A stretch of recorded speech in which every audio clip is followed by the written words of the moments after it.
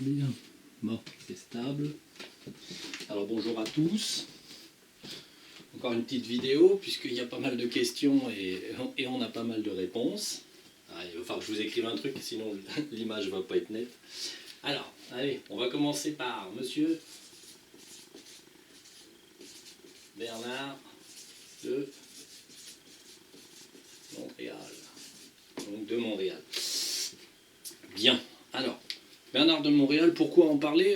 Simplement parce qu'en fait, il a été le précurseur un petit peu des visites dans l'éther, en tout cas sur ce siècle-là, puisque bon, pour les gens qui ont gratté un petit peu, ce qu'on appelle se déplacer dans l'éther, en fait, faire des lectures dans l'éther, c'est simplement, en fait, il y a eu un hypnotiseur qui avait appelé ça de l'hypnose ericksonienne, puisqu'il avait trouvé on va dire, cette zone où il se passe quelque chose qu'un hypnotiseur ordinaire n'explique pas vraiment. Alors après, il faudrait que je gratte pour savoir si vraiment l'hypnose, on ne serait pas toujours un peu dans l'éther et finalement le reste ne serait pas un dégradé en fait d'une conscience de l'éther. Donc bon, ça, on va dire, j'ai pas gratté parce qu'on n'a pas le temps pour ça. Bien, alors monsieur Bernard de Montréal, effectivement, personnage bizarre, il me semble qu'il fait des vidéos vers 1980, j'ai regardé comme ça vite fait. Il appelait ça un état de supraconscience ou un truc de ce genre, en fait, il était dans l'éther, pas de problème. Donc nous on a été le voir dans l'éther, justement, un petit peu, voir un petit peu qui il était, comment allait sa vie, tout ça, quoi. Et donc on l'a trouvé, alors il fait partie d'une espèce qui collabore avec les jardiniers de la Terre, alors on va dire que leur planète et leur monde n'est pas encore accepté dans le monde des jardiniers de la Terre. Disons qu'ils ont déposé leur dossier et ils attendent d'être validés jardiniers de la Terre. Mais en attendant, ils viennent sur les mondes, ils s'occupent, ils essayent de faire des petites choses.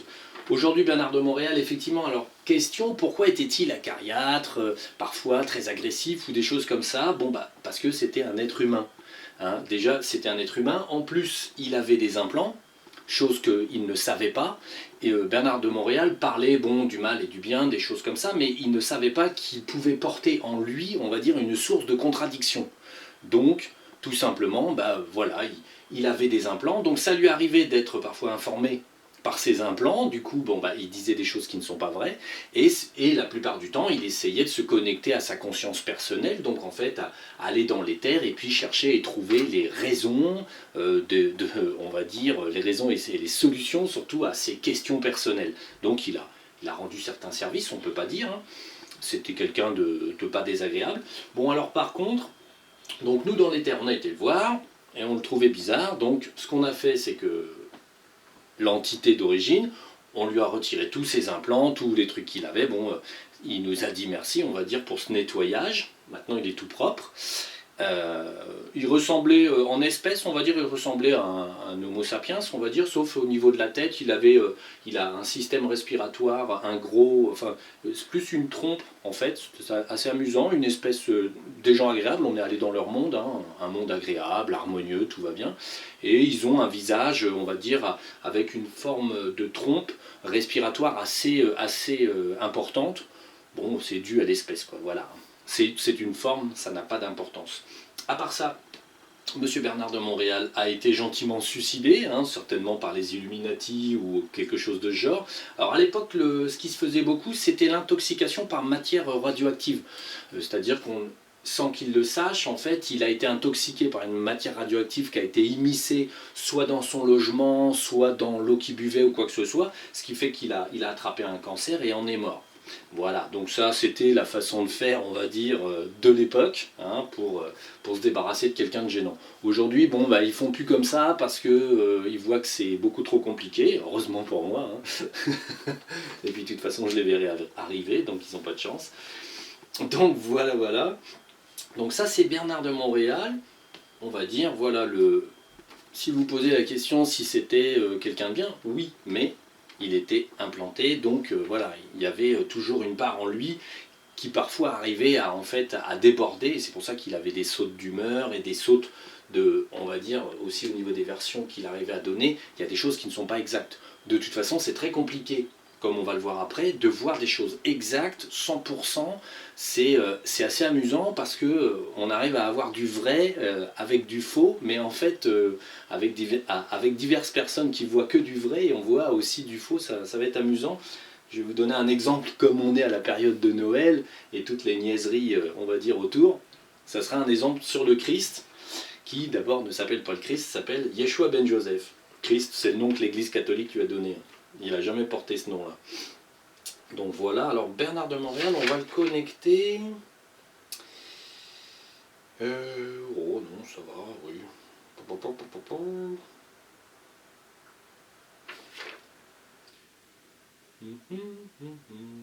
Non, c'est bon. Allez, voilà, l'aparté était sur Monsieur Bernard de Montréal.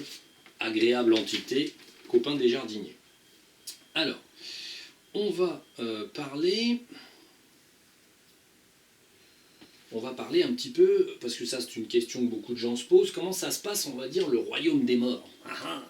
Hein, donc très grand sujet, comment ça se passe. Alors bon, bah, nous on a été voir, hein, on a eu l'autorisation, tout simplement parce qu'on a demandé, est-ce qu'on peut aller voir. Bon, ils ont dit oui, mais il ne faut pas rester trop longtemps non plus. Hein. Bon, il y a peut-être un effet de vibration qui fait que peut-être on pourrait avoir envie d'y rester. Donc, en fait, on a regardé le royaume des morts. Alors là, je vais vous faire une pyramide, mais en fait, c'est vraiment comme j'ai été avec deux personnes différentes. C'est une pyramide parce qu'on va le conceptualiser comme ça, mais ceci dit, on pourrait très bien contenir la forme qui n'en a pas, en fait, le royaume des morts, on va dire, cette partie-là de l'éther, on pourrait très bien le contenir dans un ovoïde, dans un carré, Chacun, comme je l'ai expliqué, en fait, chacun a sa forme, une forme géométrique qui lui est associée. Et certains préféreront tout voir dans un rond, d'autres tout dans un cube, d'autres tout dans une pyramide. Là, on va faire la pyramide. Alors, c'est pas bienvenu parce que les Illuminati adorent l'utiliser, mais en fait, la pyramide, c'est quand même un symbole, et c'est surtout un symbole jardinier de la Terre qui a été récupéré.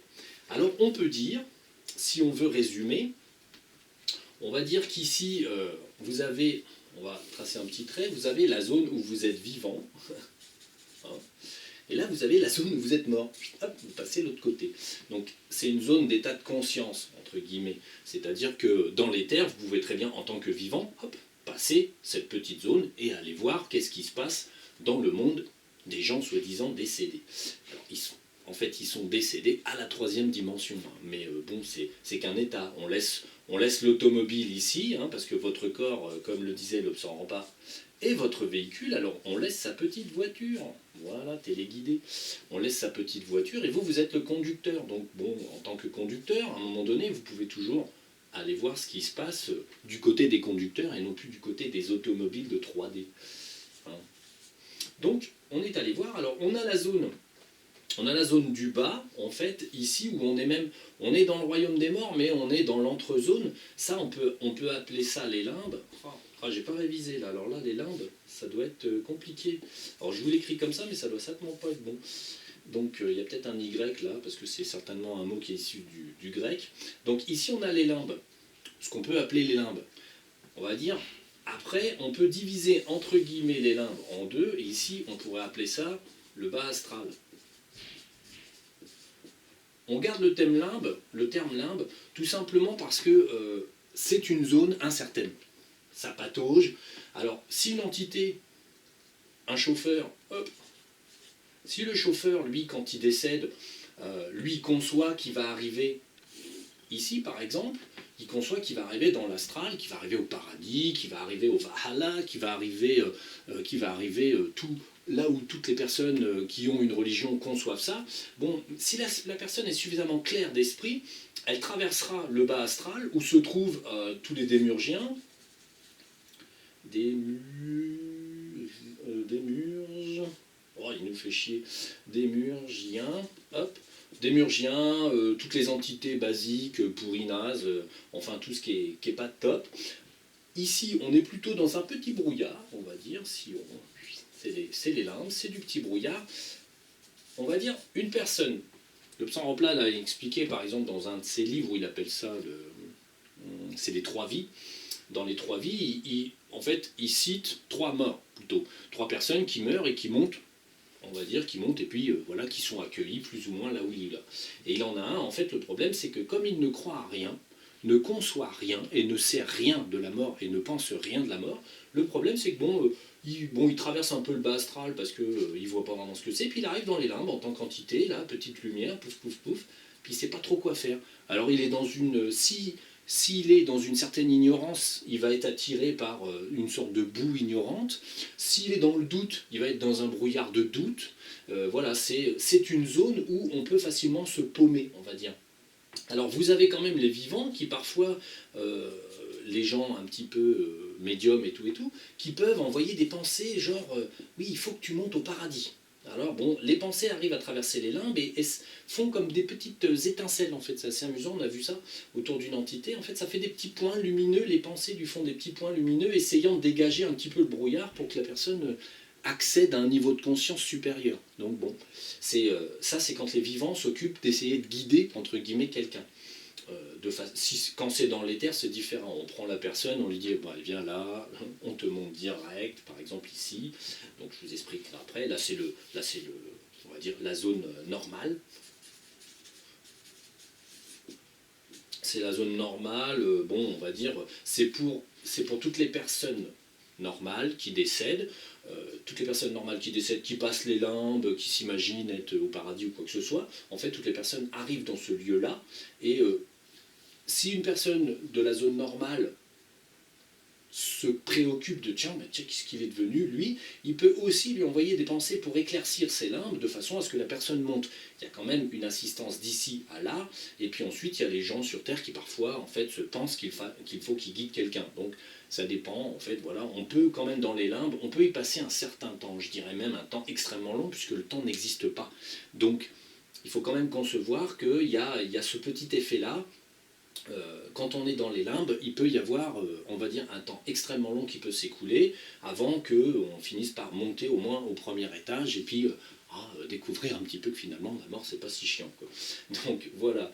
Donc après, une entité normale va monter. Souvent vous allez être accueilli par votre famille. Pourquoi ? Parce que c'est ce que vous attendez, tout simplement.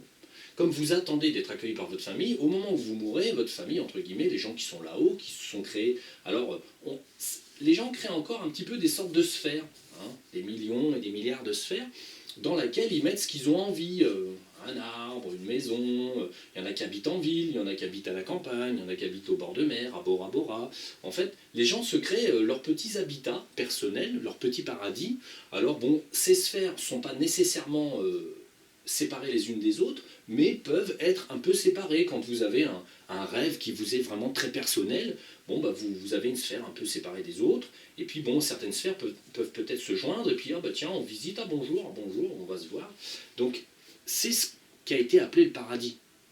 N'oublions pas que, on va dire, le mot sphère vient d'un mot latin qui justement déterminait le paradis.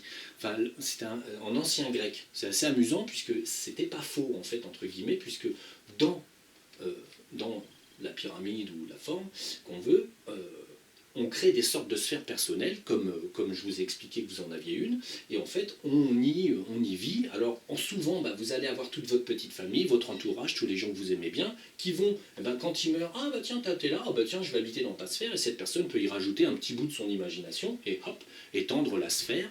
Plus il y a de personnes, plus c'est grand, plus c'est imaginé par une autre ou une autre personne. En fait, on crée des univers, hein, mais c'est extrêmement vaste, il n'y a pas vraiment de limite, hein. Ça c'est une limite que je vous mets pour vous le dessiner, mais il n'y a pas de limite, c'est l'infini on va dire. Donc voilà, tout le monde arrive là, fait sa petite vie, tout se passe correctement. Après, on va dire, on a l'étage, ça c'est les grands sages.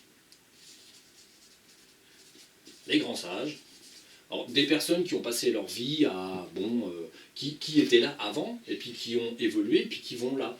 Alors eux, ils ont une sphère, on va dire un monde intégralement pareil partout. C'est-à-dire, c'est une seule sphère, si on veut, une seule grande sphère, où tous les sages, donc les personnes plus évoluées, vont, et simplement, comme ils ont compris qu'en fait, ils n'avaient pas besoin d'imaginer tout un tas de sphères et tout un tas de mondes différents, d'un commun accord, ils vivent dans une seule sphère, beaucoup plus, on va dire, dénudée au niveau au niveau de la complication, puisqu'ils n'y mettent pas de ville, ils n'y mettent pas de ceci, pas de cela.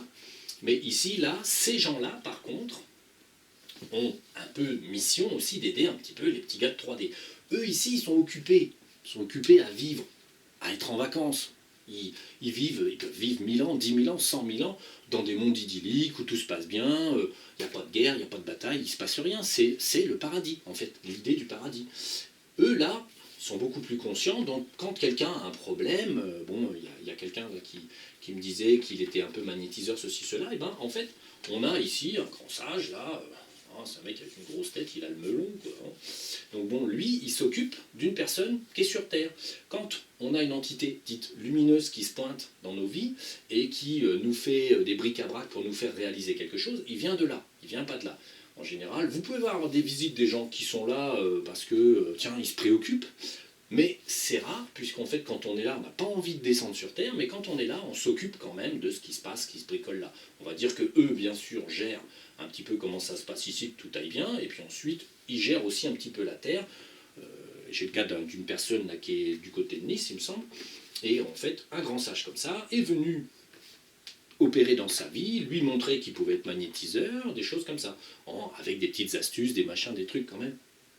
Ils ne se montrent pas tels qu'ils sont. On va dire, si vous avez un grand sage qui débarque dans votre vie et qui arrive, qui vous dit oui bonjour, je m'appelle Maurice, je suis un grand sage, oui mais moi je ne te connais pas, ça ne vous donne pas la confiance. Alors souvent ce grand sage, il se déguisera avec la vibration de votre sœur, de votre frère ou quoi que ce soit, descendra et on va dire prendra une apparence et une sensation connue pour que vous ayez confiance et que vous soyez calme et paisible. Bien sûr, parce que s'il débarque, il se dit qu'il s'appelle Maurice, vous ne le connaissez pas, et il peut peut-être vous coller la pétoche, quoi. Donc voilà. Donc ces gens-là sont déjà évolués et gèrent déjà pas mal de petites choses. Par la suite, on a ici, alors ici on va mettre le petit point lumineux, là, vous savez, c'est sapin de Noël, quoi. J'ai plus qu'à faire des petits machins.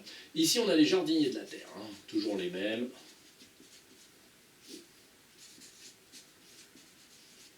Alors là, nous, quand on a visité, il faut qu'ils désirent prendre une forme pour qu'on les voit avec une forme. Parce que nous, quand on a visité de notre petite 3D, là, on est monté, on est allé voir l'étage, là, bonjour, on ne voit que des sphères lumineuses, ça pète de lumière là-dedans, c'est infect, on va dire, ça brille, ça brille, ça brille, c'est très lumineux, et il faut qu'un jardinier qu'on connaît, par exemple, vienne et se prenne une petite forme, hop, il prend sa petite robe. Bon, il n'a pas d'ailes, hein. Bon, allez, je lui fais des ailes, hein. Mais en fait, c'est ses grandes mains. Allez, on va lui faire des grandes mains. Donc, ça n'est pas un ange avec... non, non. Mais voilà, ce petit jardinier-là, on va lui faire un beau chapeau aussi, il prend une forme. Parce qu'autrement, bah, en général, quand vous avez une forme supérieure qui vient, vous voyez ça comme ça. Toc, ou un ovoïde, et ça brille. Aucune forme, ni quoi que ce soit, mais vous sentez une conscience, vous savez que c'est quelqu'un que vous connaissez, mais... ça vous fait un ovoïde. Pourquoi? Bah, simplement, c'est une énergie qui se dégage, qui est tellement forte que vous ne pouvez pas identifier la forme. Parce que vous-même, vous êtes vous-même qui venez là, hop, en visite dans l'éther, avec votre petite conscience, on va dire que vous êtes à l'état d'étincelle, puisque vous ne déplacez pas de corps. Vous êtes là, vous regardez, et puis vous ne voyez que, paf, quelque chose qui pète fort, et la forme qui pète fort, on va dire, sera toujours ovoïde ou ronde. Parce que c'est un concept d'infini, le cercle est infini, voilà, donc ça émane de la puissance. Les jardiniers de la Terre, à quoi ils servent là? Bah, simplement, ce sont bien sûr des entités qui s'incarnent en 3D, qui accomplissent des missions particulières, Yeshua ben Joseph, Mahomet, tout ça, enfin tous ceux dont j'ai déjà parlé. Hein. Bon, il y en a plein d'autres qui ont fait des missions que vous ne connaissez pas. L'Obsan Rampa était un jardinier de la Terre, son guide, le Grand 13e était un jardinier de la Terre, tout un tas d'autres lamas autour aussi étaient des jardiniers de la Terre, plus tout un tas de gens que vous ne connaissez pas, puisque en Afrique, nous on sait qu'il y a une guérisseuse qui est dans un village quelconque, et ben, c'est un jardinier de la Terre.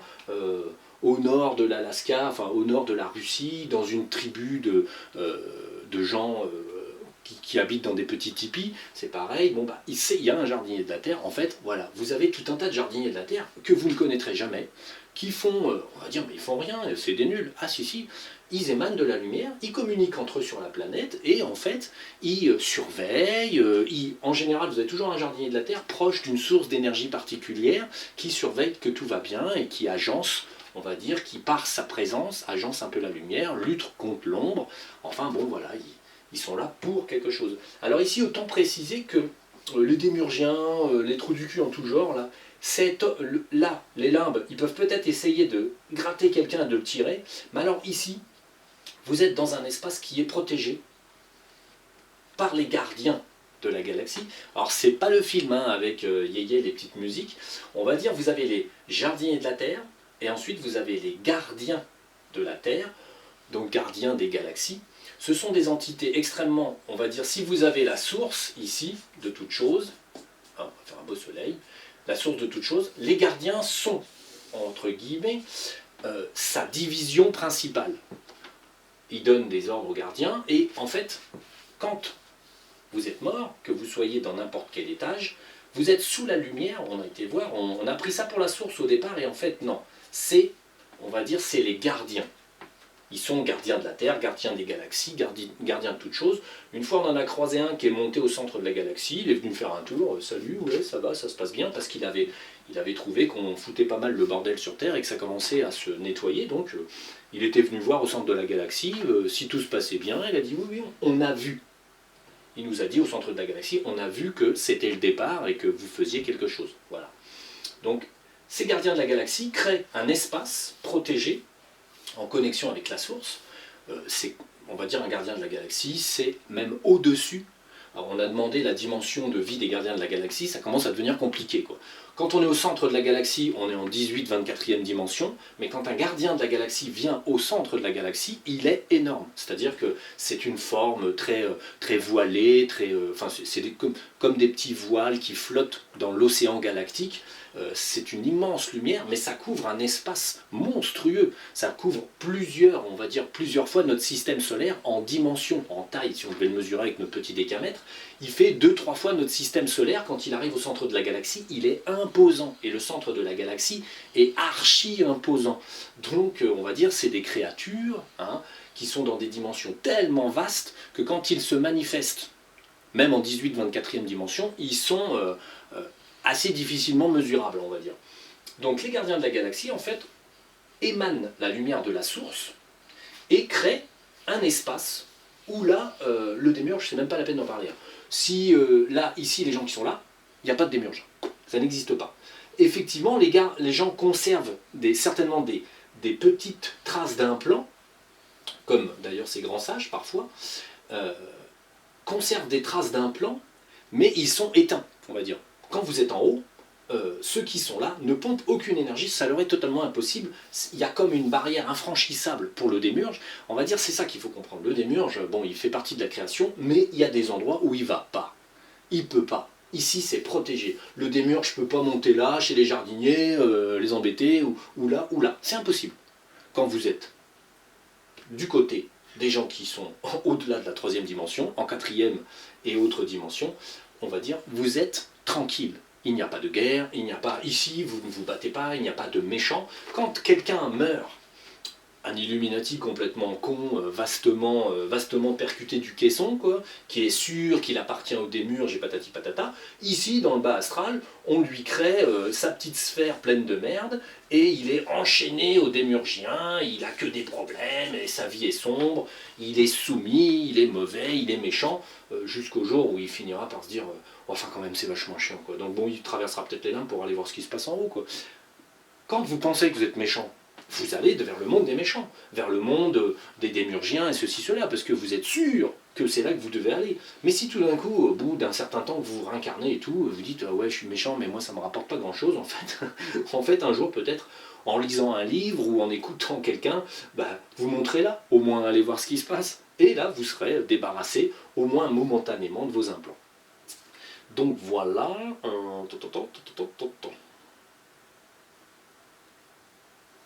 Ah oui, puis l'idée que les gens sont en otage, et bon, ici, là, il y a très peu de gens qui peuvent peut-être être stockés quand même. Le mensonge, bon, les vidéos de Rachel, quoi, souvent on a des gens qui ont été soi-disant, ils sont morts, ils sont montés là, et puis on les a retenus, on les a renvoyés se réincarner. Alors le démiurge n'a pas ce pouvoir-là. Voilà. Et les démiurgiens non plus.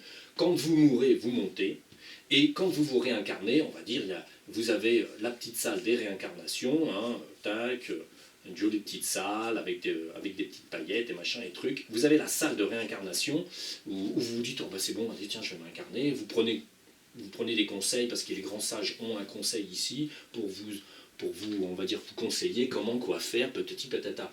Donc il n'y a pas de démurgien qui puisse, on va dire, je sais même pas s'ils arrivent à vous stocker là.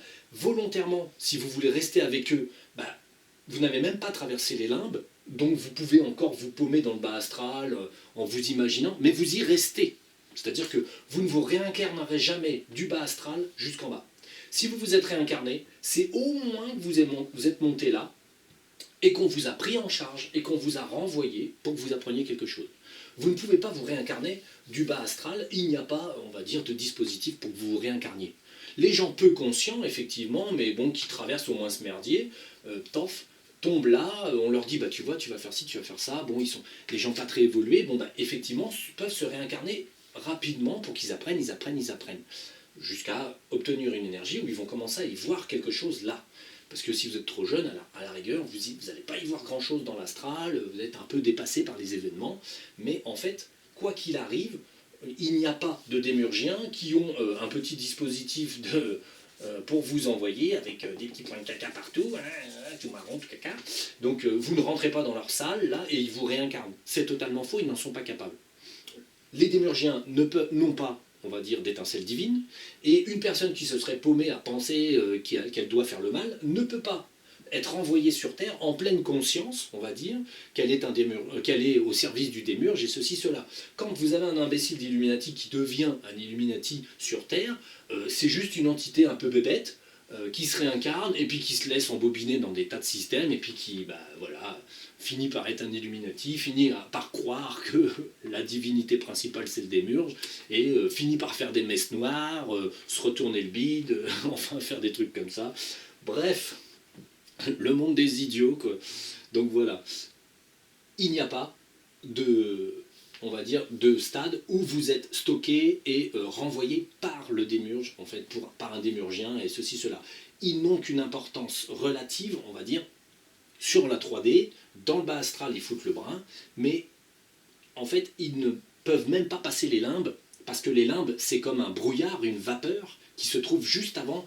On va dire que cette zone-là, cette zone-là étant totalement infranchissable pour eux, ici, c'est l'émanation de cette zone-là, on va dire comme la vapeur, on va dire, de l'énergie, et en fait, déjà, ça commence à devenir un peu chaud lapin pour eux, ils commencent à pas apprécier les limbes, dans le sens où les limbes, ils peuvent peut-être tirer une entité vers le bas, mais je ne pense pas qu'ils puissent aller dans les limbes carrément pour essayer d'y tirer quelqu'un, parce que c'est quand même un peu trop éclairé, un petit peu trop près de la zone où ça pourrait brûler d'essayer de passer, quoi.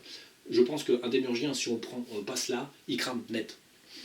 Comme au centre de la galaxie, puisqu'on est là dans un univers créé artificiellement pour la Terre. Alors sachez que quand vous vous réincarnez, vous mourrez, vous allez dans ce système-là, créé par cette entité-là, donc cette extension, ce gardien de la galaxie ou de la Terre, qui a créé un système astral des morts. Parce que le problème, c'est que sur une petite planète comme la nôtre, si en fait, si on ne crée pas ça, en fait, les gens qui meurent, en gros, l'entité serait, bah zut, il n'existe pas de système. Alors, c'est là où, dans la Bible, et des trucs comme ça, et Dieu créa la terre et le ciel, et patati et patata, et oui, effectivement, le gardien de la terre créa, en fait, bah, un espace pour que les entités puissent mourir, aller se stocker, se régénérer, redescendre.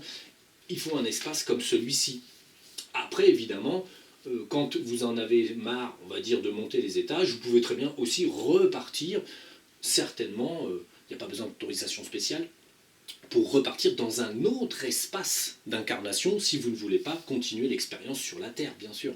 Hein, vous dites, bon, moi j'en ai un peu marre d'être sur Gaïa, je vais aller voir quelqu'un d'autre. Bon, voilà, il faudra changer de galaxie, comme je le disais, parce que sur notre galaxie, des terres habitées, bah, il n'y en a qu'une.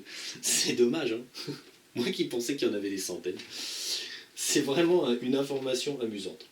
Donc, tiens, on va parler du coup du système. Quand vous mourrez, qu'est-ce qui se passe? Qu'est-ce que c'est que cette légende de la grande faucheuse? Comment ça se passe quand on meurt? Parce qu'on a été voir quand même l'histoire des de la grande faucheuse, eh ben, on va dire, c'est assez simple. Vous avez les jardiniers de la terre qui sont là, et ensuite vous avez, là, il y a le petit bâtiment des faucheurs, alors, faucheurs de blé, faucheurs de sonde, faucheurs de tout ça. Alors là, ils sont une petite centaine de jardiniers de la terre qui sont faits pour ramasser, entre guillemets, parce qu'il faut bien ramasser un peu les... Il y a une forme de programme, une personne doit mourir à une certaine heure, une certaine minute, donc il y a une centaine de jardiniers de la terre qui sont en fait des faucheurs, donc ils viennent, et quand vous mourrez, en fait, alors le système, on a regardé, est-ce qu'on coupe la corde d'argent, est-ce que ceci, est-ce que cela, bon, question, comment ça se passe? Eh bien, ils empruntent une vibration particulière, c'est-à-dire qu'ils ont une vibration qui fait que quand il vous approche, pouf, vous mourrez. Simplement, enfin, l'ange de la mort, quoi. Mais c'est pas un ange de la mort, ils sont une centaine, et en fait, l'astuce est là. Quand un musulman va voir l'ange de la mort arriver, il le verra comme il pense qu'il est. Si vous pensez qu'un lama tibétain va arriver et couper votre corde d'argent avec un ciseau doré, vous verrez un lama tibétain arriver et vous couper la corde d'argent avec un ciseau doré. Si vous pensez qu'un ange avec des ailes va arriver et va vous dire « mon fils, tu montes », vous allez voir ça. Si vous pensez que c'est une faucheuse sombre avec une tête sombre et puis une faucille, vous verrez ça. Ce que vous pensez, sont simplement, eux, le reflètent à ce moment-là, et c'est pour que vous soyez le plus en accord possible avec votre façon de voir les choses. Parce que si c'est toujours un seul qui vient avec une façon de faire précise, juste le fait qu'il soit présent, poum, vous mourrez, vous n'allez pas forcément comprendre. Donc, ces jardiniers de la terre, quand ils viennent récupérer les âmes pour les envoyer ici, enfin, eux, ils font rien. Ils sont juste, on va dire, ils sont juste présents, ça fait que vous mourrez. Ils ont une vibration qui vous sépare de votre enveloppe physique, définitivement. Donc, quand ils arrivent, vous vous séparez, vous voyez la technique que vous pensez être la bonne, comme ci ou comme ci ou comme ça, et en fait, après, vous êtes libéré. Quand vous êtes libéré, votre conscience est plus ou moins importante, donc vous allez là ou là, ça dépend. Ça dépend de qui vous êtes. Mais nous, on a déjà libéré des jardiniers de la Terre qui se trouvaient quand même pris ici. Par exemple, ma sœur, pour nous parler d'elle, ma sœur est morte il y a pas mal d'années maintenant, et en fait, comme je disais avec ma mère, mais j'ai dit c'est bizarre, nous on l'a trouvée dans l'éther, mais on la trouve dans un lieu de distraction, où elle fait pas grand chose, où elle voit pas grand monde, c'est pas mauvais.